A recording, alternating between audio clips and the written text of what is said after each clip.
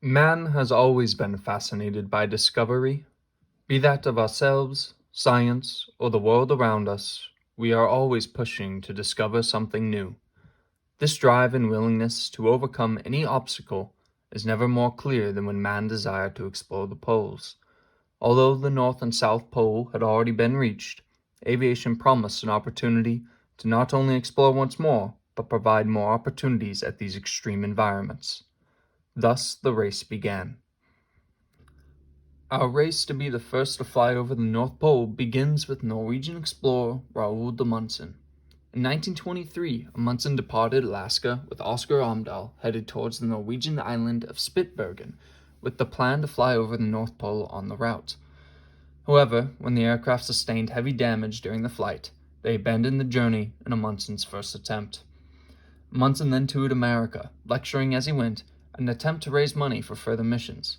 He caught the ear of James Ellsworth, who funded the explorer's next journey. He also picked up a new companion, his benefactor's son, Lincoln Ellsworth. In 1925, Amundsen and Ellsworth took off for the North Pole with 4 other crew members and 2 Dornier-Doge flying boats. After one plane had sustained serious damage, the crew conducted an emergency landing short of the North Pole, miles away from each other. They managed to regroup with no radio and began shoveling what would be 600 tons of ice so that one of the planes could take off once more. After 3 weeks, they managed to pack all 6 crew members in one plane and return to civilization, disappointed but alive, a possibility many people thought to be gone. After their return, they would no longer be the only ones attempting to fly over the North Pole. Richard E. Byrd and Floyd Bennett, 2 retired military pilots, had been planning their own attempt to reach the pole. With backing by Edsel Ford, the president of the Ford Motor Company, they planned to fly a Fokker tri-motor monoplane over the North Pole. Meanwhile, Amundsen, still undeterred by his previous failures, was planning a new trip over the cold expanse. Amundsen and Ellsworth had a new companion, Umberto Nobile, who had designed an airship named Norge. They planned to fly this airship over the pole. Both of the crews, with their eyes set on the North Pole, arrived in Kongsfjord, Norway, in May of 1926. On the 9th, Byrd and Bennett were the first to leave the base with their Fokker tri-motor monoplane, and after a 15-and-a-half-hour flight, they arrived back in Kongsfjord, claiming to have reached the North Pole, the first to have done it. They quickly returned to America, where they were welcomed back as national heroes. Only 2 days later, on May 11th, Amundsen, Ellsworth, and Nobile left with their crew aboard the airship Norge, headed for the North Pole. A day later, they arrived in Alaska, having successfully flown over the North Pole, dropping the US, Italy, and Norway flags as a mark of their achievement. And Amundsen, after many attempts, had finally achieved his goal of flying over the North Pole, but a few days too late. Although seemingly clear, the race to the North Pole is not a cut-and-dry case. Since 1926, doubts have been raised, defenses made, and heated controversy arose over whether or not Byrd and Bennett actually reached the North Pole. In 1958, a Norwegian-American aviator and explorer, Bernt Balken, cast doubt on Byrd's claims on the basis of his knowledge of the airplane's speed, even claiming that Bennett had confessed to him months after the flight that Byrd and he had not reached the pole. And in 1996, with the release of Byrd's diary of the May 9, 1926 flight, revealed erased but still legible sextant sights that sharply differ from Byrd's later, June 22nd, typewritten official report to the National Geographic Society.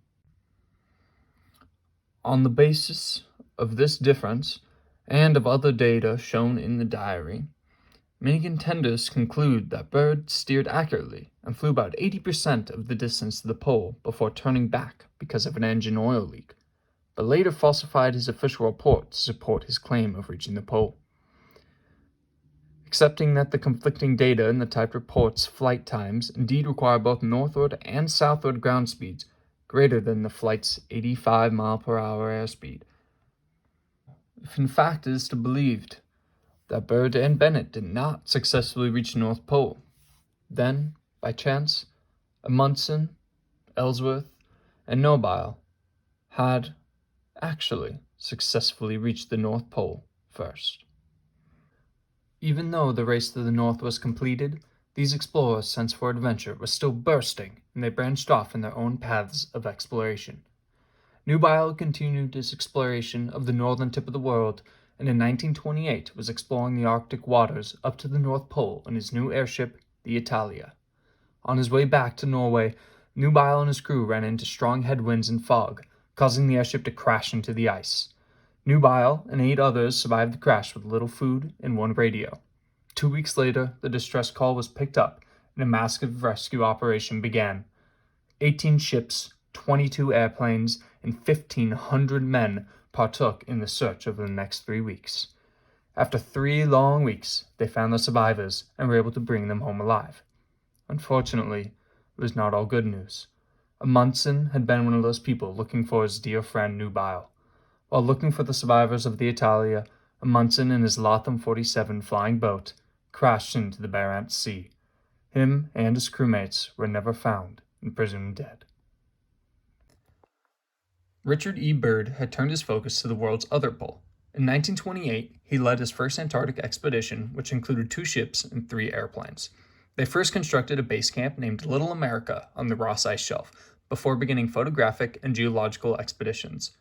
After their first winter in Antarctica, the first flight to the South Pole was planned.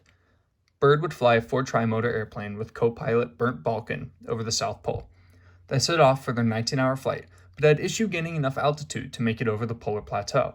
In order to gain the height necessary, they had to dump empty gas tanks and emergency supplies, but were ultimately successful, completing the first flyover of the South Pole in 1929. The expedition completed its work in 1930, and Byrd would find his way back to the South Pole in 1934 for his second expedition. During this expedition, Byrd found himself operating a meteorological base, Advanced Base, by himself for 5 winter months. Unbeknownst to him, he began getting carbon monoxide poisoning from a poorly ventilated stove. When men at base camp began receiving unusual radio transmissions from Byrd, they attempted to go to base camp. The first 2 attempts were riddled with mechanical and weather problems that resulted in failures. But on the 3rd attempt, they arrived at advanced camp to find Byrd in severely poor health. They managed to evacuate Byrd back to base camp and eventually Buenos Aires, where he made a full recovery. However, Byrd was not the only one exploring the South Pole. Lincoln Ellsworth had began his Antarctic expeditions in 1933, and in 1935, Ellsworth set off on his historic transantarctic flight from Dundee Island to the Ross Ice Shelf. On his trip, he discovered a mountain range he named the Sentinel Range, but was later changed to the Ellsworth Mountains. As he neared the end of his journey, his aircraft ran out of fuel and he was forced to land by the Little America camp that Byrd had established.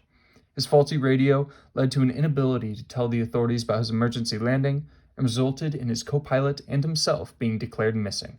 After 2 months alone at Little America, Ellsworth and his co-pilot were finally found and were able to return to their support ship, the MS Wyatt Earp. Amundsen, Ellsworth, Noble, and Byrd are amongst those whose the calling for adventure was the greatest. They pushed themselves and their aircraft to the extreme in order to discover and accomplish things no one else had.